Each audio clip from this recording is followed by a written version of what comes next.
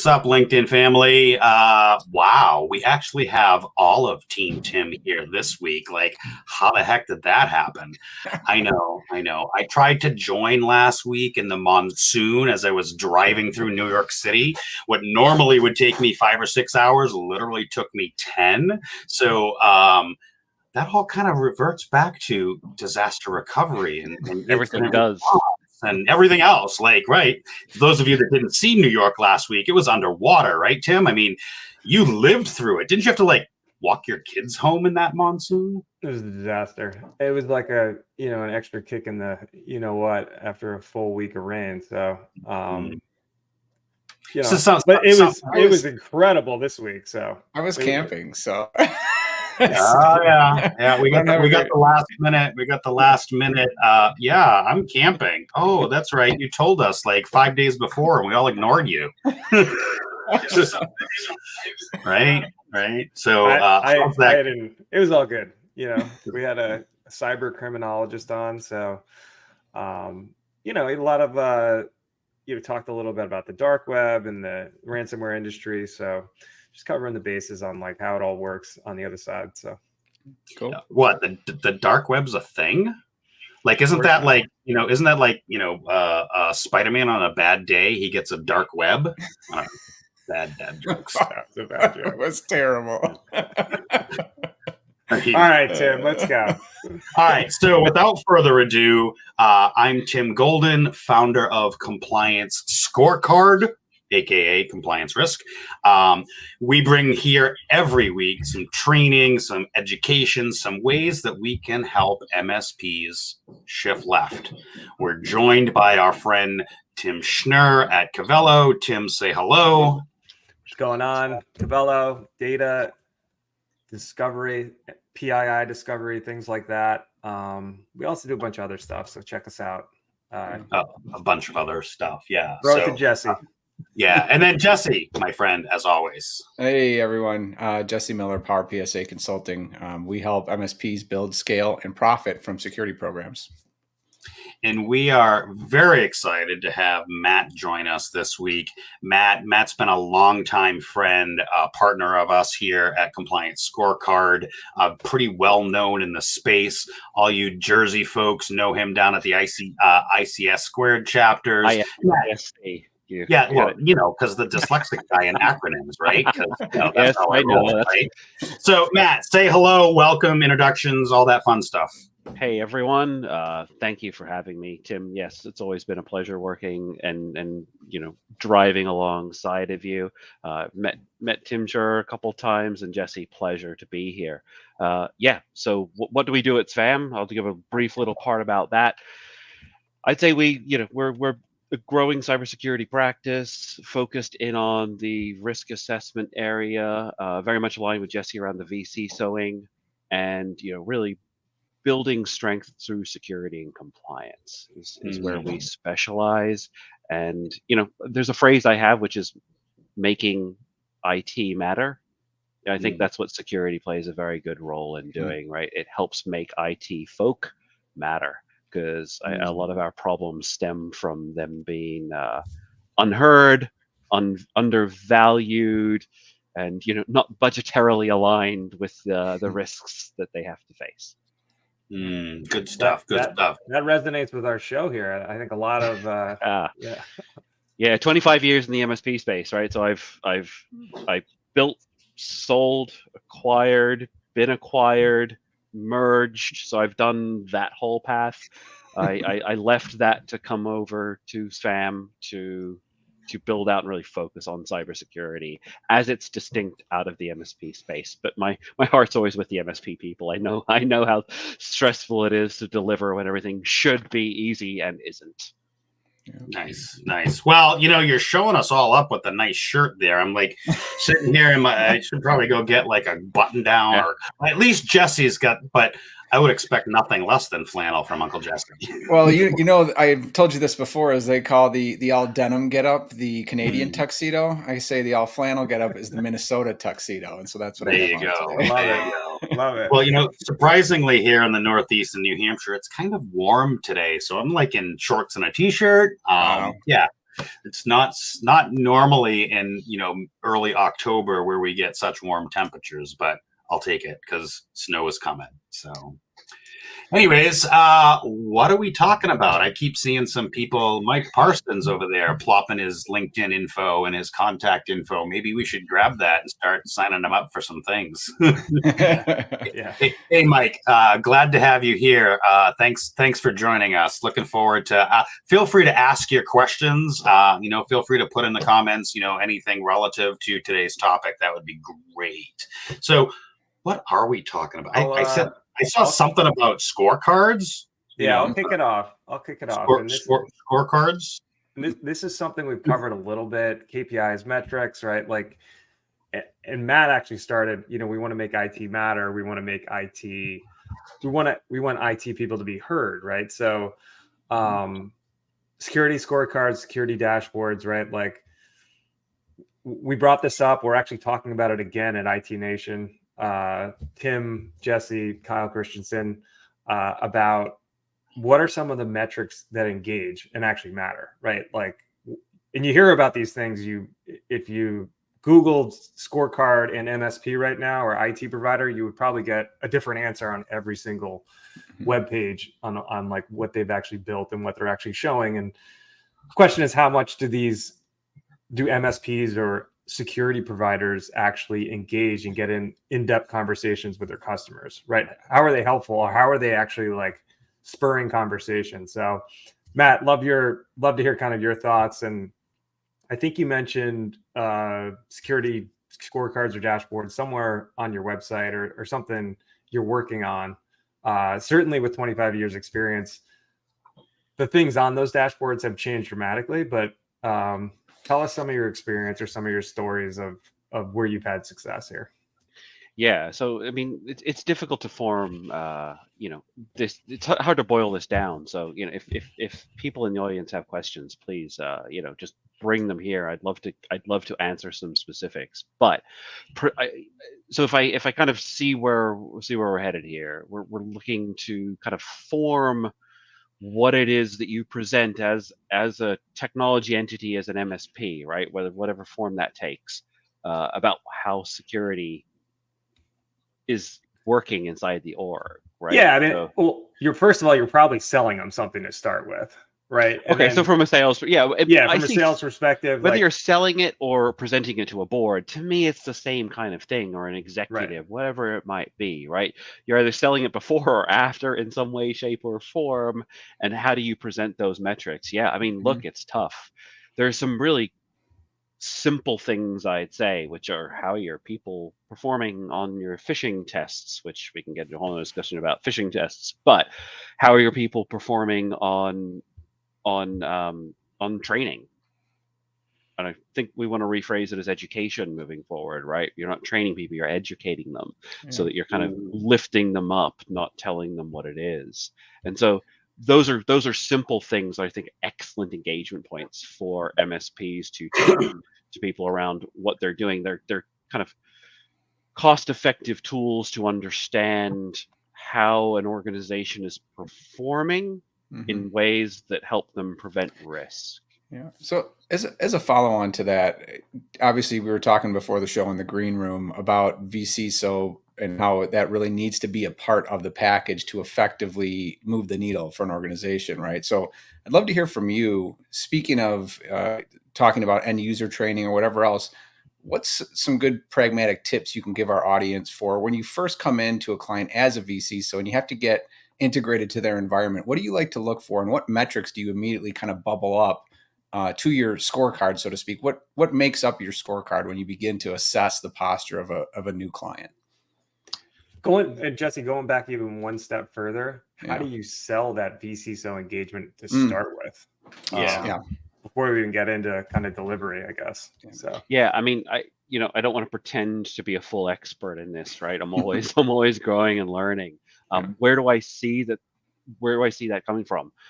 I think it goes. I always take things back, and Tim and I have talked ad nauseum about people, process, technology. It's obviously understood and understood. I like to say it's in that order, right? So I that's why I go to that user training first. It allows you to engage with the people, allows you to understand. That's why people use fish testing. We talked a little bit about dark web, right? That can bubble up some of that stuff that's hidden to the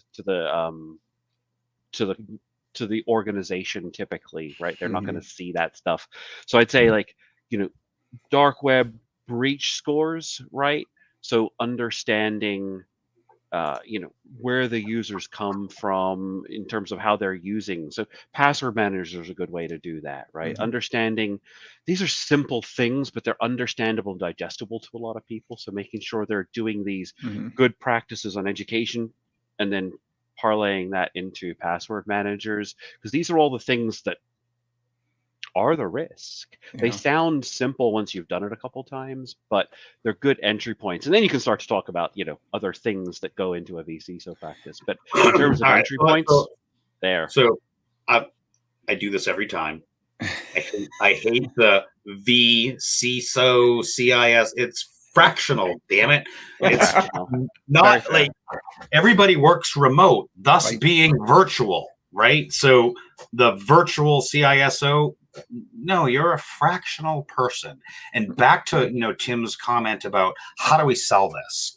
Well, we're selling us fractionally to our clients, right? Whether it's me or my staff or some capacity, we are doing staff augmentation. We are doing fractional work. Now, that fractional work could be 100% FTE or full-time equivalent, or it could be some flavor thereof. But the term VC like drives me nuts. Yeah, just let it go. It's like zero trust. I'm going to fight it every week. I commented earlier, someone's like, zero trust. I'm like, yeah, you unplug it, you hit it with a hammer, you got zero trust. Like, exactly. I'm with Tim on. I'm with Tim on this. Yeah. So when we talk about this in our peer group, we talk about this as fractional. We actually have like a quoting template as a fractional person in the organization. But back to Tim's question, how do we sell this, right? Well, I think Matt kind of alluded to this, and I want to hear your follow on, Tim. But I think, Matt, if we were to boil down kind of how your approach works, is you say use the land and expand method. Get in with something that's a quick win, shows value, and then you can begin to move out through the organization, right? And so absolutely, there's no one way to do this. That's part of the skill, I think, is like you're going to have to find. I mean, the one way is to perform a risk assessment. Sure. Right. And understand that risk around a framework and just start them driving, and there you go. So it's to say that but I think the common entry points, if you focus on the people, process, technology model, is you've got to, I like to emphasize people. I think if you skip over them and start dropping technology on people, it's not going to send the right message overall in the long term. Right. So go ahead, Jesse. Do you have something? No, I was going to say, Tim, I want to hear your follow-up. Yeah. So I'll give you, and I've said this story millions and millions of times. I went on Upwork because, by the way, tech tip: if you're an MSP and you're looking to find new routes for sales, I'm going to give this away since I'm no longer going to be working at the MSP come January. You can steal my tip, and that is go to Upwork or Fiverr or any of those kind of gig-based sites and search cybersecurity, search HIPAA, because what you're going to find is a whole plethora of organizations looking for your services, right? You don't need to cold call because they're cold calling you, right? Okay, side note. And I took that as an opportunity. I found a client looking for HIPAA, didn't quite know what that meant, and wanted a $5 HIPAA certification. Well, we know HIPAA certifications don't exist, but what that did was it opened the door for me, like Jesse said, to be able to land and expand, come into the client, discuss with them their needs, explain to them as the technical experts we are, you don't get HIPAA certified, and it doesn't really work that way. But here's what we can do. We can help identify, as Matt said, identify these areas of risk.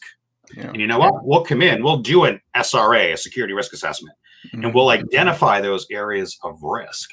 Pay me a one-time fee and I'll leave. However, if you want to stay with us, we'll eat that one-time fee. We'll bake that into a monthly plan, and we'll land and expand, right? So there are companies out there. They're on Fiverr. They're on Upwork. I know they are because I've been successful at it at my MSP.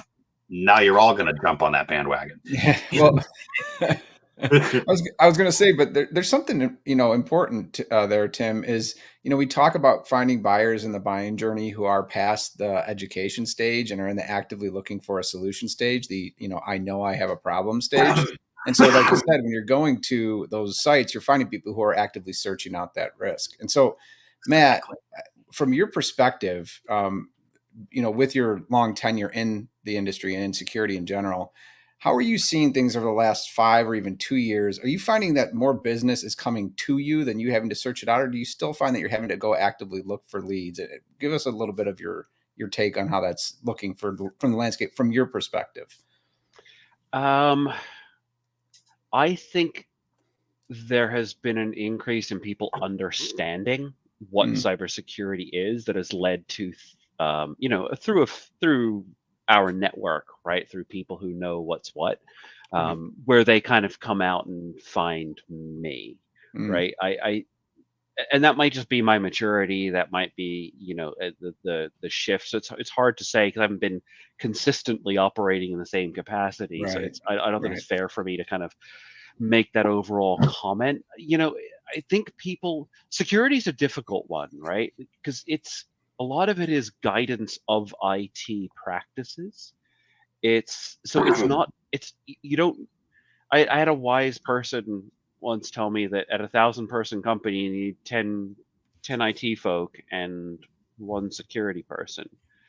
And I kind of think that's true. That's why we're talking about fractional or virtual, because I agree with, it's a fractional service. Why we're talking about a fractional service.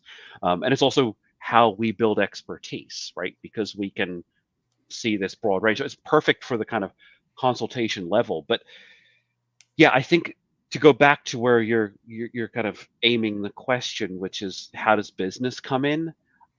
It's a weird mixture of people needing to. I think most of them are realizing they need this. It's insurance regulations, requirements coming down, lack of understanding, and then seeking out. To Tim's point about go searching on Upwork. But yeah, I think that's more what I see. Are there cold calls and saying, "Do you want to buy security?" No. Right. Absolutely not. I remember my early days, right, when you were out there hunting. It was go knock. We'll take care of your computers. We'll take care of your network. That kind of stuff. No one wants to be coming and told they're going to take care of their security. They want to find it through a trusted source, and I think that's key to what we're talking about, right? Trust. So in order to be secure, you've got to have trust and vice versa. So it starts with going through those trusted networks. Yeah. I think you're right. So there was a little bit of a loaded question, right?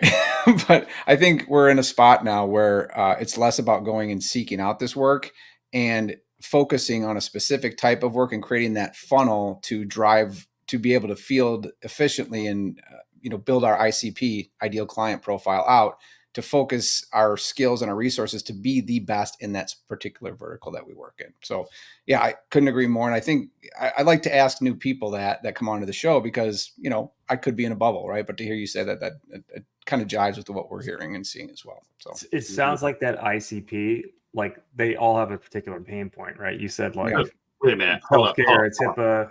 What? ICP, isn't that like something that Jesse, I think you got what the hell is ICP, right? Ideal customer profile. We will spell it out.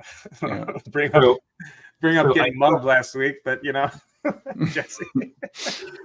But to focus in on that, right? When you're talking about I think it's slightly different when you start to talk about security as a distinct operation, because it can.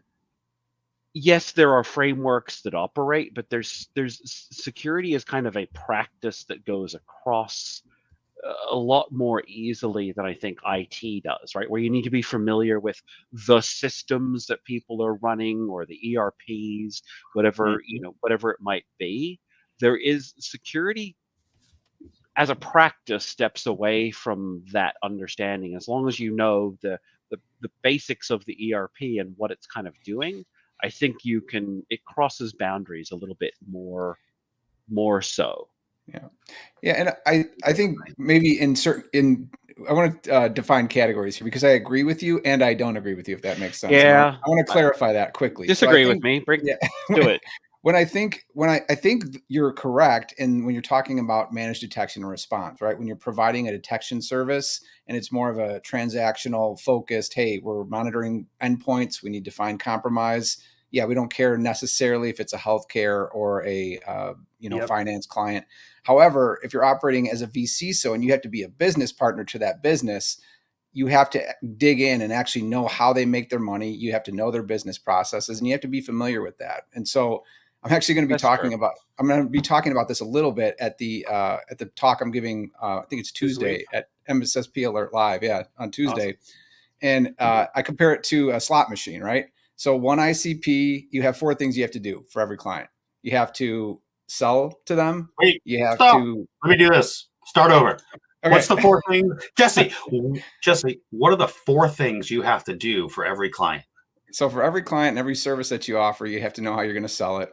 You have to know how you're going to implement it. You have to know how you're going to service it, and you have to know how you're going to bill for it. So those 4 things, you do that for one type of client. That's like the reels in a slot machine. So 4 by 1, you have 4 chances to make a mistake. Take that times 2. Now you have, I think it's 16 chances to make a mistake, or 8. And I put the math into GPT because math is not my strong suit, right? But it works out, slot machine math, that if you have 10 different types of customers, there's 10,000 different possibilities on those reels, meaning you have 10,000 ways to make a mistake and 10,000 ways to get things wrong. And so I think that's where the ICP becomes important when you're providing those white glove services. So making the category distinction, I agree with you on certain types of security services, but I think when you're doing consultation, it's harder to scale that and be effective and more profitable as an MSP if you're spread out. And that's the only distinction I would make. And that's exactly the part of MSP is typically missing, right? Like 90% of the people we talk to, and the tools are, it doesn't matter what industry they are. If it's EDR, if it's MFA. Well, I mean, matters a little bit, but it's like you're that VCSO and that ICP and knowing their business and knowing, is it a logistics factory or is it a law firm? Like they're going to have totally different people, process, and technology, right, Tim? Certainly documents, governance is going to be totally different. Yeah. And I want to hear from Matt. I want to hear, because if you don't agree with that, I would like to hear a different perspective. Like I said, I'm all about different perspectives. No. You called me out, and it's good. I like it. You're 100% correct. I think there are distinct bands within the practices that can go across. Mm-hmm. So there can be things that you standardize on that deliver from a security perspective. But you're right, when you get into you have to know how they make money, and if you don't know how they make money, you can't protect them. So that does require a specialty and kind of an industry alignment. Okay. Yeah, back to my revenue and reputation conversation I was having on LinkedIn earlier. Like, it all boils down to, how are you protecting my revenue? How are you operationalizing me to make me more efficient, to make me more revenue? And by the way, how are you protecting my reputation to make sure my business isn't going belly up, right? As MSPs, we're owning all that risk. And if we're not having that conversation with that client on reputation and revenue, we're missing the mark. They don't give a darn about. They don't know what risk is. You just said, I think you said it in your comment. Right, Tim? Like, they don't really, it doesn't resonate with them. So if you had some giant scorecard with like risk, they're like, what? Like, they're like, is it going to help me make money? Is it going to help me stop losing money? Right. Are my friends not going to like me? Am I going to not be doing as well as my competitors? Right. Like all the things that are really getting to them. So right, but as Jesse said, the 4-part process that Jesse was talking about, right? That first bucket is understanding, and I'm going to paraphrase here, so Jesse, slap me if I get it wrong, but it's understanding their business, right? Yeah. Understanding what they do, where they are, like, are they using Max ERP? Are they using Dynamics? Like, those are completely different products, completely different. Like, they might do similar things, but even if one company or two companies are both using Dynamics, they're going to use it totally different. Right. Right. You know, You were gonna, So- you were gonna like we were joking. You're gonna rename it a revenue assessment, not a risk. Yeah. I mean, I like, we were talking about that, and it's, you know, one of those kind of serendipitous moments where you're like, wait a minute, that's might actually be a good idea. That's what we call it, or what we called it in our MSP. I had 14 specific questions that had nothing to do with cyber or technology or any of that. They were revenue. You know, we have a process for understanding what makes them money. When we have some coined terms that we use in that process, but essentially, what is the revenue life cycle? What makes you money? How does money come in? How does it get processed? Who touches it? And where does it go? And what makes you more of it? Right. So, yeah.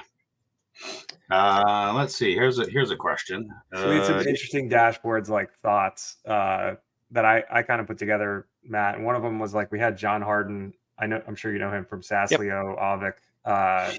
And we talked about shadow IT, and it was like, I always just thought shadow IT was bad, but I never looked at it from like the other perspective of like, oh, it's just people trying to do their job and like being creative to do their job, right? Like in the absence of like, if you've got local admin and nothing's stopping you from like using any tool on the internet, you're going to use any tool on the internet to do your job. And it's like, this is where like something in a security dashboard is like, what tools am I using? Which ones are like, are blessed and which ones aren't, right? Like you start to, as a security person, you're not always Dr. No or Mr. No. I am. Right. But you start to understand, you know, like this revenue assessment, you start to figure out like, oh, these guys are using tools, and this person's using ChatGPT, or this person's using, I don't know, Google Sheets to like, they're doing their job. They're trying to make the company money. Why, right? I think that goes into those questions of like, why are they doing things, and drilling into that. I love that as a project management principle, right? The 5 whys. And if you drill into that, you understand how they're making money. There is trickiness to applying security. You know, I think you were talking to him about how they use dynamics differently. Let's contextualize that about how many in the MSP industry, how many people use email the same way? Yeah, they don't. Right. This is a standard tool. Everyone uses it. We don't even think twice about it. For some people, it's their record documentation. And for others, it's like an instant message tool that could be thrown out, and they don't care if they don't have access to it ever. And others need it every minute, and some will check it once a week. And it's like understanding that difference, I think, has always been in this industry. It's why we're kind of transitioning into security as a practitioner. But you know, those are fundamental questions that should be asked in any kind of risk assessment. To Tim's point earlier, to Mr. Golden's point. Yeah. Great. Yeah, I don't agree with this, but you know, he has to go. Mike, you have to go watch that episode with John Harden. But yeah, so yeah, good point there, Tim. So I mean, you're right, Matt. Like even if we break it down to like everybody uses email, great. Well, you know, I have one organization that I could walk down the hallway, unplug their Exchange server for 3 days, do whatever that I want, and they wouldn't even care or know. I have another client that if like, oh my gosh, I didn't get the email I instantly sent 5 seconds ago, like the world is like, even just something as simple as how do you guys communicate with, like, what do you even use to communicate? Teams, email, carrier pigeon, tin can, like just that conversation alone with your client, right? I mean, it happens to us all the time in our organization. Like I have like 5 communication apps open right now. Tim, you should drop that link that you put on that post. What was it, this morning maybe, with the BPNM templates? Oh, yeah, BPNM.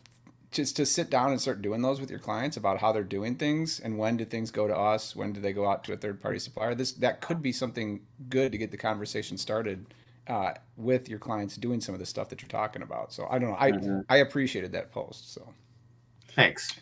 You can see the general trend here, Matt, like about what we talk about on a regular basis. And it's really upscaling your value, right? You're going to bill a lot more providing Yeah, these very engaging, like business, like that's exactly where I've seen my passion go too. Yeah. Right. It was like instead of this mile wide, inch deep concept, we have to start going deeper into the business, or else you cannot understand where their risk is. If you can't understand that, what are you going to do?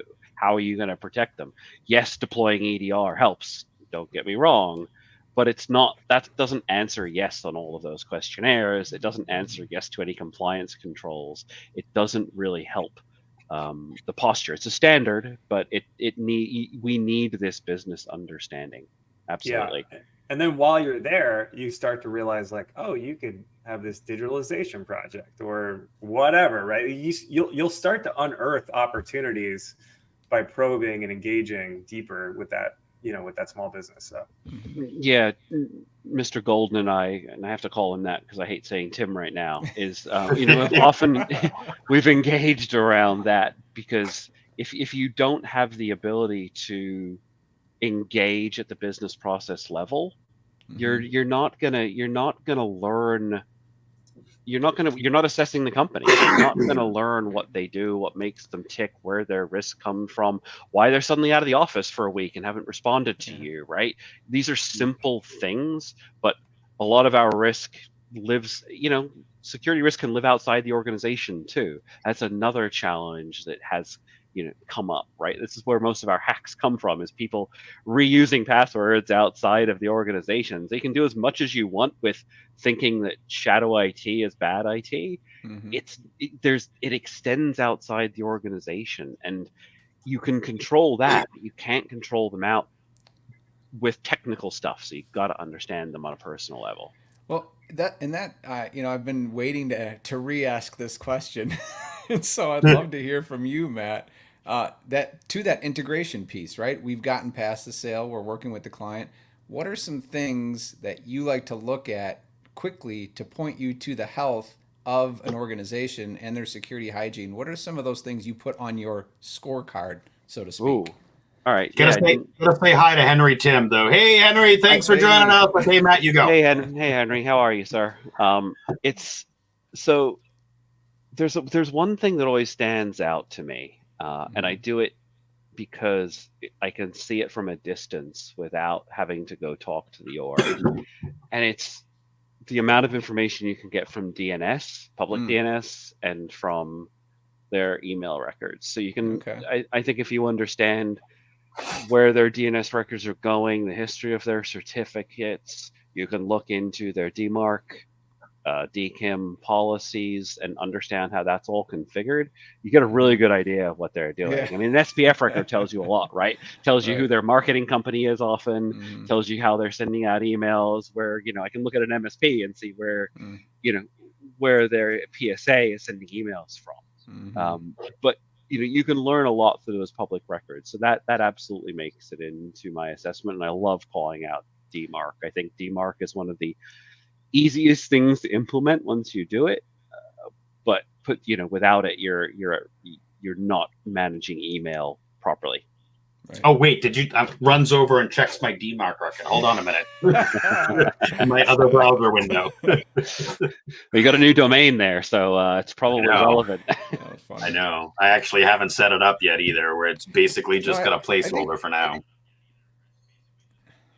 Good, Jesse. Yeah, I think that's right, because I'll tell you, it's a great point, man. I love that that's one of the places that you start as kind of an informal external threat It's my assessment. Nerd place too, right? So yeah, well, but I think you're right. It's as a VC, so sometimes as a fractional CISO, I'm just gonna keep saying it, Tim. Just get you all fired up. Yeah. No, I'd say as a fractional VC, so no. Oh, now you're really getting it. Yeah. Love it. No, but so I think a lot of times you're playing detective because you're having to uncover things and follow the trail of breadcrumbs that maybe have been lost through an IT manager leaving, or this group being acquired, or this group being laid off. There's a whole mess of spider web waiting to be untangled there. And so it's almost finding a place to start and kind of picking at that thread and unraveling it. And then things start to open up and you begin to get your your lay of the land or your foothold in that organization over time through doing that. So I think that's a great place to start. And I think that's an excellent tip for our audience there as they start to assess a customer's security posture. That's a great place to start. So I appreciate that tip.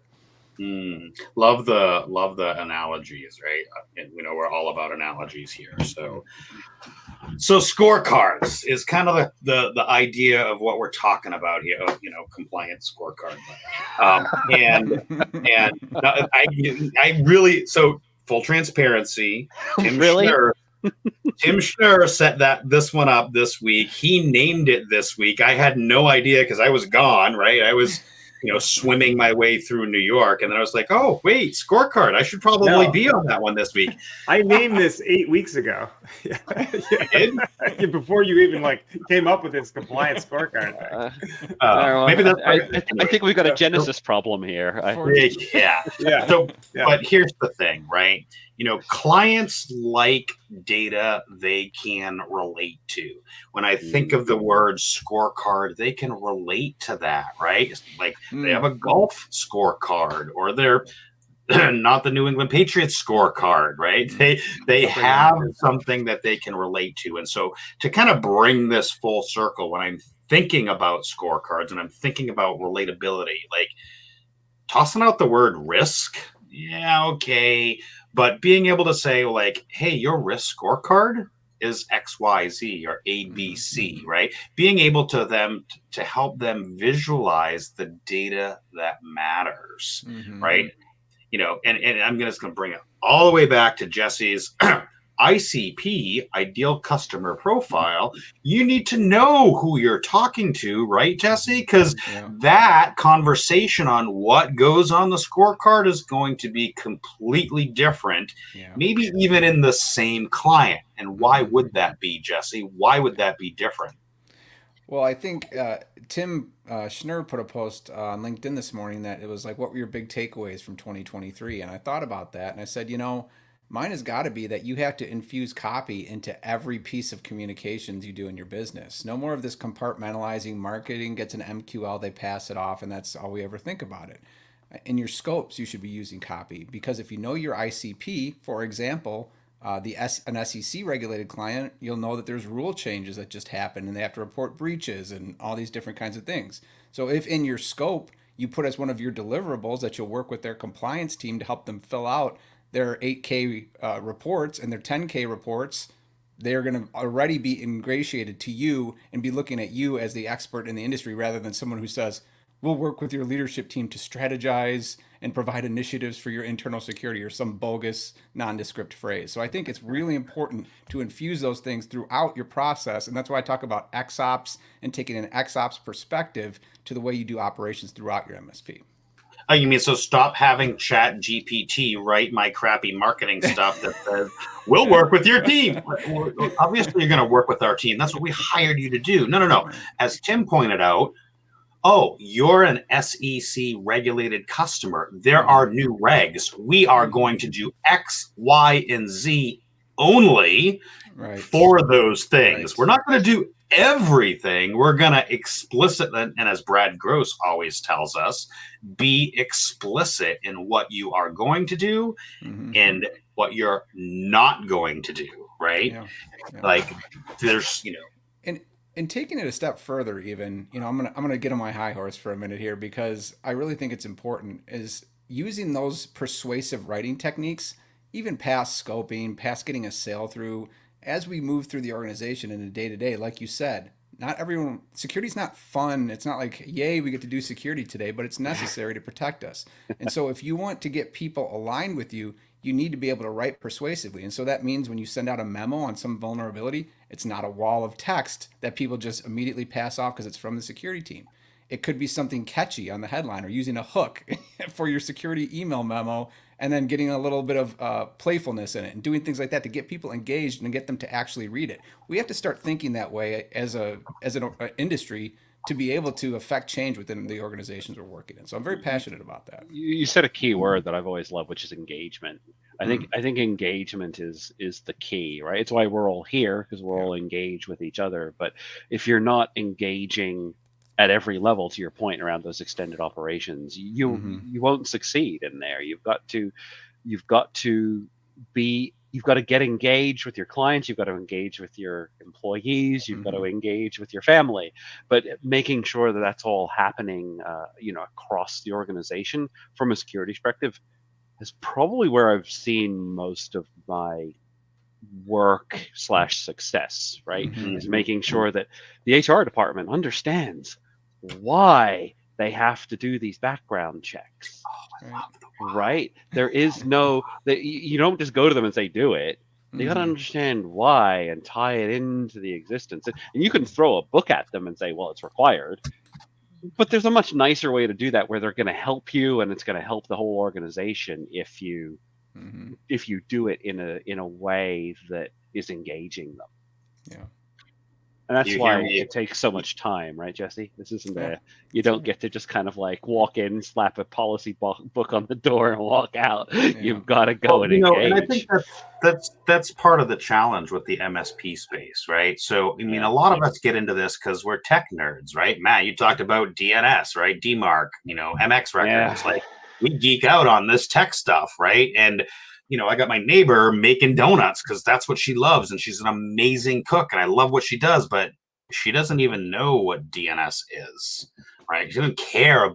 She just wants to know, is my website working? Can I get my email, right? And so for us to be able to bring it in terms that are relatable to their business, we need to get out of that ones and zeros mindset of that, DNS, DMARC, acronym, CISA there, but we need to get out of that acronym mouth jargon and talk to them about things that they can relate to, right? And it's really hard. It's taken me, whatever. It's taken me a long time to get out of the ones and zeros mindset and kind of get into that. How do I dumb this down enough that they can get it? Like, they don't give a crap about DNS. They want to know, can I get my email and are people receiving my emails? That's it. That's the extent. They want to know, right? Like, what'd you say? She makes cupcakes or something like that? She's did amazing. Her friend, the other baker, get put out of business by a breach or something? I don't know. In upstate New Hampshire, right? Like, or what's the new great software or ordering management system or something like that, right? Like anything, it's got to be closer to the business and actually making money, or reputation, which I'm glad you brought up reputation, because clearly everyone cares about their business reputation. So cybersecurity can certainly affect that. So it's got to be those very local, close to the business kind of aspects. So yeah, and I think that's why the word scorecard is received more positively, right? It has a social aspect to it, or which we don't want to admit it, but at some level we all want acceptance, right? And so you're like, did I score well? Am I on par with what people expect of me, right? And so that's where the word scorecard can resonate a little bit better, I think. And risk, risk, what does that mean? It's an ambiguous topic to most business owners, especially small ones. So I think it's important. Right. I mean, that's ingrained in us. The very first day we go to school, we get the gold star or the silver star. And as we progress in our schooling education, we get a report card or a scorecard. Like, it is such ingrained in who we are as a society here in at least in the United States. Like, grades and scores resonate with us. And so as we look at the security or compliance or risk scorecards that are out there, right? Creating that conversation on, am I getting a solid F or am I getting my gold star? And again, stoplights, right? The red, green, yellow, a lot of those scorecards. I think that's where we miss the mark sometimes as an industry, right? And I like Lupe's comment that he just put up there. I think he's dead on with that. Business owners, they care about risk, but they don't call it that, and they don't want you to call it that. You need to be empathetic and speak in the language that they understand. So their basic thought is, right, how profitable am I? Am I making money today? And how much? What's my profitability look like? How can I increase that? And then how can I protect that for the least amount of money? So that's where you come in. How do we protect this for the least amount of money? And if you're speaking in those frames and then relating the scorecard saying, hey, we see people on the scorecard that are in this range, usually have a ransomware incident, it's a high probability that you'll have a ransomware incident in this range, and that will affect your probability. Just look at the Clorox SEC 8K report. They said they were going to grow this year, and now they're not going to because of the breach, right? So you relate it that way, then it's like, oh, I get it. I need to do this. I don't like it because it's more money, but I need to spend this money to protect my profitability. And then you take them down a graduated scale and say, okay, you're in a 50% on your scorecard. We recommend you do some things, but we can kind of space it out. We've reached past that danger zone. And when you provide that consultative approach, speaking in the term of revenue protection and enablement, I think you're in a world of difference in the way you're relating versus 99.9% of the industry. So I'm curious. I'm curious about the risk comment, which is because we I've heard for years now, right? Conversations shift to talking about risk. But I think you're onto something there, saying like that doesn't mean you sit there and go like, well, risk, right? You can't talk about risk by saying risk. So where do you see that? How do you see that kind of materializing into a conversation about risk without saying risk?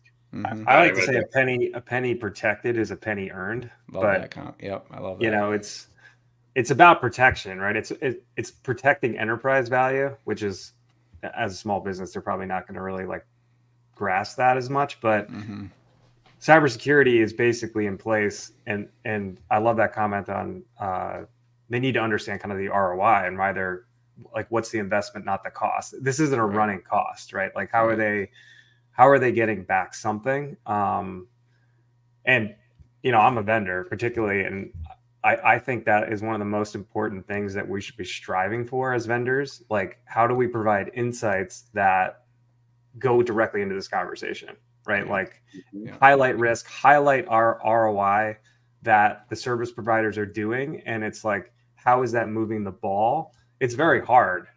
We use like a total cost of breach analysis, but like most vendors, right? Like it's hard to think of like, MDR, right? Or like right of boom services. Like it's kind of hard to justify that as not being a running cost of business. It's a cost of protecting value, but like, how do you, the left of boom services, that like the hardening, I think you really see that you're moving the needle. And how do you provide, in either case, right of boom, left of boom, how are you providing like some kind of signal of ROI? Do you think an employee leaves a company because the risk, because the cybersecurity is not good enough at a company? Well, the dashboard and scorecards really has been directed at like the non-technical business owner, right? Because like I think the conversation's easier talking about the business because it's their baby, right? And they're like, oh yeah, we make money doing this and that, and like, we made this change a couple of years ago, and now all of a sudden we're doing double the business, right? Like they're really into it. The employee, depending what the employee is, right? Do they have stock? Like, are they just like a 9-to-5 person that comes in and does this job because someone told them to, right? Like the cultures vary dramatically on like their motive of being there and like what they're trying to do to like either improve the company or just like do a job. So. I don't know. Yeah, I'd like to chime in on a little bit about this concept of risk, right? Because the MSP, us cyber professionals at large, we use that word risk a lot, and I mean it has some connotation to it of danger, right? And so, but when you break that down into how does that affect Mom's Bakery or Johnny's Lug Nut Factory or others, right? I mean, they don't want to hear the word risk. They want to understand that by not doing this thing, these things can happen, or these things have happened. And I'm not even going to use the word risk. I'm going to use words like you're going to lose money when your email gets breached and you can't communicate with your customers. Period. I'm not going to use the word risk anywhere in that sentence. I'm going to say to them, hey, listen, we investigated your DNS, right, Matt? We investigated your DNS. I know you don't know what DNS means. You don't need to. That's why you have us. But because we investigated this, people are never going to get your emails because of X, Y, and Z. Now, we can fix that. You don't need to worry about the ones and zeros and the technical jargon, but we can fix that. We can make sure we do everything possible to ensure your email gets delivered to the best of our ability. Mm-hmm. Now, nowhere in there did I say risk. Nowhere in there did I say jeopardizing the risk of your, or the reputation, or the I simply broke it down in simple terms like, hey, I looked at your stuff and it's broken and we know how to fix it. Just like you, Mom's Donut Factory, know what ingredients to put in those best donuts. I'm not going to make a donut. I'm going to go to you and buy that donut because you are the expert in that field. Whew, that was a lot. Johnny's Lug Nut Factory returns. I love my Johnny Lug Nut Factory. So we got about thinking about it, left here. We got about 9 minutes left here. Tim, on your list of questions, is there something we haven't covered yet? Or Matt, is there something that you'd like to kind of bring forward and kind of talk about? Yeah, no, I think we talk about scorecards, right? And it's interesting to me because I feel that this has been in the MSP industry for a very long time, right? There have been these assessment tools, or kind of, I don't even know what to call them, right? I'm not calling out brands. So it's making sure that these tools, they've always been doing this. We've just done them purely technically. And yes, there's an overlap between the compliance and the IT and the security, right? But I don't. This isn't a deviation for deviation for this industry, which is why it's growing and going to continue to. And there's so much to do here because this skill set transcends into the risk assessment, the technical assessment, whatever you want, a revenue assessment, whatever you want to call it. It's been here a long time, and I think it's, there's just lots of different versions of it. You can do it in an Excel sheet. You can do it with a tool. Mm-hmm. And I think I'm only curious, that is this something that we think is new, or is this something, are MSPs just discovering this, or have I just been at entities where I've always seen this? I think it's becoming more widespread. Yeah, is that what it is? Because I've run into now some MSPs where they don't meet with their clients regularly and don't deliver these messages about what they see as a risk. I'm like, well, I never lived in an MSP like that. We always did that work because it was like, well, yeah, this is this is how you grow, establish, make money, etc. So yeah, is it an expanding practice? Yeah, I think it's an expansion. That actually brings me to something I just wanted to bring up because inevitably when we start talking about these things, offering VCSO services, talking about your clients with risk, it can seem overwhelming to a small MSP who's not doing that today. So something occurred to me earlier. We're having our big fall party at the farm this Saturday. So I was out earlier getting things ready, and I had to take the brush hog off the tractor. It's an implement that's a big lawnmower thing. So because we're doing tractor rides. So I went out, I was actually putting it off because I'd never taken the brush hog off before. My neighbor helped me hook it up when I got it this year. And I realized I was putting it off because I didn't know how to do it. And I was going to feel dumb. I went to try to take this implement off. So I walked around, had a cup of coffee, and I said to myself, what am I doing? Go outside and take the dang thing off. So I went out to the barn, struggled with it, had to start the tractor twice, raise the 3-point hitch up a couple of times, but I got it off, figured it all out. And the next time now I go to do it, I'll literally be able to do it in 2 minutes. All that hemming and hawing and not going and doing it. What does Tim always say? Just start somewhere, get out there and do something. And so I think that it's a microcosm of how we kind of all approach life is we're fearful of what we don't know and we're fearful of looking dumb. I think you start somewhere and you start executing these things, even for your own infrastructure, and it'll start to come naturally. And Matt, like you just mentioned, you'll get to a point where you're like, I can't believe we never did this before. So I'm gonna pop this up here real quick. I'm gonna share this, right? I just brought the link in chat, right? Doesn't matter what tool, doesn't matter what platform, doesn't matter who, what, where, when, how, why. Start with a simple darn Excel document. Mm-hmm. You can grab this off the link in chat. This is 14 some odd questions to identify areas of risk in the business, right? They're directed at either the board or the salespeople or the staff or HR, right? It is a simple, easy way for you to have this conversation with your client and never be able to talk tech, right? Never bog them down in the words of DNS and DMARC and MX and blah, blah, blah, right? You can grab this off the link, right? Matt, to answer your question, what are you laughing at now? What did I say wrong this time? You made fun of the DMARC, and he's like, that was one of his favorites. Yeah. I know. So you can grab the link. I meant that as someone for someone technical to do some discovery work with. I didn't say to go talk to the client about it. No. I know. What I'm getting at here is to answer your question, Matt. Have MSPs been doing this all along because we've been doing it all along? The answer is no. Yeah, all right. This is kind of something, I hate to say, unfortunately new in the space of doing assessments, right? Maybe the last 3 to 5 years, MSPs are starting to catch on to the very first thing I do is I identify the areas of the business that can expose risk, right? And I do that with some kind of questionnaire, right?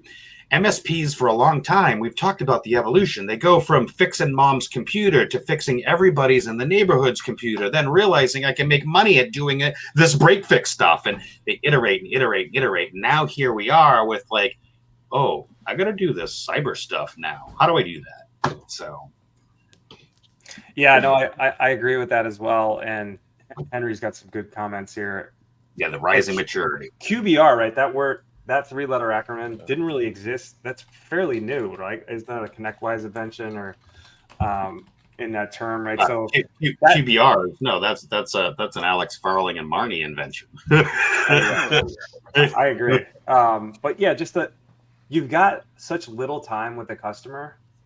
How are you going to maximize it? And Matt, some of the questions you have, some of the questions Tim just put on the screen, like what questions can you ask to get the most out of that, like 30 minutes, hour, whatever it is, right? I mean, everyone's busy. You're billing it. Like, how do you maximize the conversation, the engagement, as you said, right? So, I think we should go through a whole team, Tim, maybe a one-off on how I do this, right? How I can operationalize a HIPAA risk assessment with the client in less than 8 hours, and how I've operationalized that and been able to make money at it as an MSP. We should do a one-off session on that. I want to hear about Johnny's lug nut. Oh, you can think about Johnny's lug nut, right? We could do, So, all right, here we are. We got 2 minutes left. We're down to the 2-minute warning. Throw the red flag, Bill, because that's what we do. And we're going to do the round robin here. Let me get us set up, and we want to hear one takeaway. Oh, I guess, Jesse, you're up first. My one takeaway would be to start infusing copywriting and copy into your communications with your clients throughout the life cycle, not just in the marketing and sales phase. Really, that's how you affect change in organizations and write persuasively to bring these conclusions home to roost in the minds of your customers. Wow, that's really new perspective. Great. I really appreciate actually write stuff that matters. That's awesome, Jesse. All right, Dr. Tim. So the only thing I was going to say is I think with the security scorecards, obviously your audience matters. I don't think I was probably trying to think about like owners, non-technical owners, and he's talking about employees, which is very important, right? Like how they're doing gamification of phishing training or cyber awareness training, like obviously hugely important. Context is king, right? Like what's the ICP and what are the business they're in? Like what are the things that you can bring to that dashboard, right? Like how are they doing relative to their competitors? What are some of the industry news, industry software, whatever. So nice. This isn't the last time we talk about it, but that's all I got. Awesome. And I'll piggyback off of that before we wrap up with Mr. Matt here, right? And so, I always say start something, do something, begin now. I'm actually going to take that one step further and say, grab our risk assessment template It has nothing to do with tech, and it helps you get a seat at that table to bring those business questions. Yeah, it's a lead magnet. We wouldn't be doing this if we didn't have lead magnets. Sorry, but the reality, and if you don't want to like be stuck in my CRM, email me directly. I'll get you it directly, whatever. I don't care about, I care about being able to help you, the MSP, have these conversations from a non-technical perspective in front of your client in an easy, methodical manner. And there's a resource there for you. Grab it, jump on board. We're happy to help. And last but not least, Matt, parting words. Well, yeah, no. So like my parting words is you all have stolen them all. I'm going to go, I will echo what Mr. Golden is saying. And that is, it's the growth mindset. Higher level, but get started. Don't let fear be in the way. I think those are overarching concepts that transformed my life for me. And so, embracing those in your business and personal life, however much you can, stop fearing moving forward, stop fearing, buckling your tractor or whatever you're doing there, Jesse. But go out and do it. And once you do it, it'll go from a 20-minute thing to a 2-minute thing. Yeah. And you'll start to feel better, believe in yourself, and go get it done. Yeah, and then that becomes. And if that's getting Tim's or talking to Jesse or talking to Tim about what their products and services are, absolutely go get it done. Flywheel concept, baby. I love it. So the biggest takeaway from today is don't let scorecards scare you away. Overcome your fears and embrace the scorecard. Damn, I'm glad we caught that on video. All right, so this has been really great. I don't even know what's coming up next week. Tim, do you even have any ideas? Some special people? I do. What's going on? Hoban, a buddy of yours, a very talented MSP. Oh, Josh! Yes, Josh, yes. We're very excited. Thank you. So we're gonna probably have like a little bit of like a stack debate, maybe. So. Yeah, Josh comes from an extremely mature MSP. He's one of our partners and clients. We're not going to talk about our product and services, but what they're doing in operationalizing their security and compliance practice within their MSP, I think personally is revolutionary. And I think it's one manner in which all MSPs can learn from that good, better, best model, but from a basic security, mid security to upper level security model and how they're operationalizing stuff. So we're really excited. Every week, 2:00 Eastern time on Friday. Be here, bring your friends, bring your questions. We'd love to be able to help and, level up and shift left. And that concludes your broadcast day. Thank you, everybody. Have a great weekend.